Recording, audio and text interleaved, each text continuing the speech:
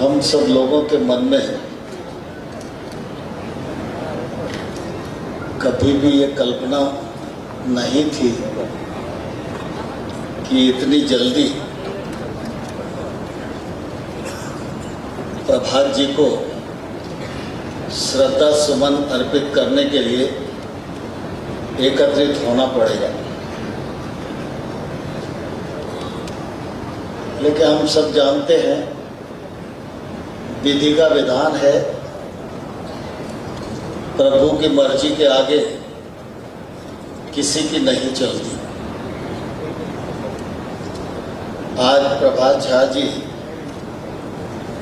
हम सब के मध्य सशरीर नहीं है, लेकिन उनका जीवन, उनकी कार्य पद्धति, विचार के प्रति उनका समर्पण, जन संग्रह के लिए उनके प्रयत्न हम सब लोगों के सामने हैं, जो प्रेरणा है। और हम प्रेरणा प्राप्त करके अपने जीवन में उसे स्वीकार भी कर सकते हैं और अपने जीवन को सार्थक बना सकते हैं। प्रभात जी यूं तो बिहार के रहने वाले थे,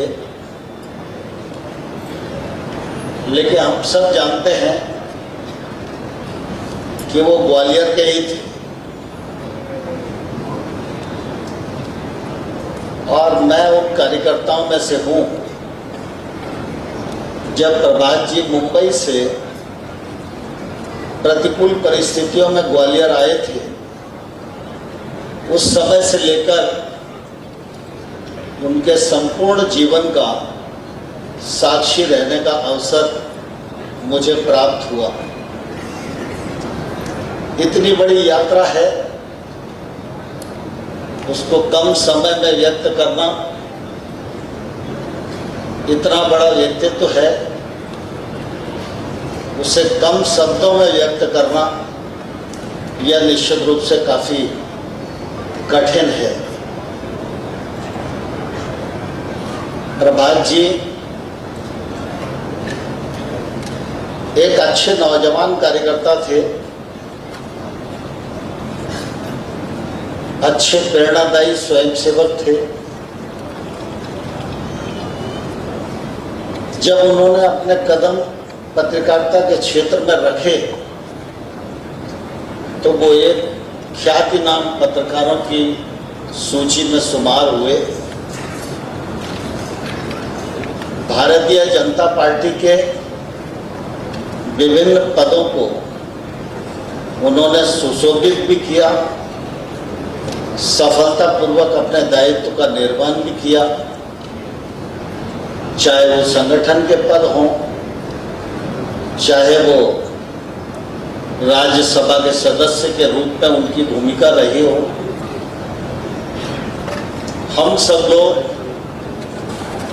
कम आयु में संपर्क में आए थे और लगातार काम करते करते साथ साथ बड़े हुए, साथ साथ अनेक दायित्वों का निर्वहन किया। लेकिन मुझे उस समय बहुत प्रसन्नता होती थी जब वो राज्यसभा के सदस्य थे, मैं लोकसभा में था, तो सामान्य तौर पर किसी विषय पर अगर बात रखने की बात आए तो सहसा ही प्रभात जी को फोन कर दो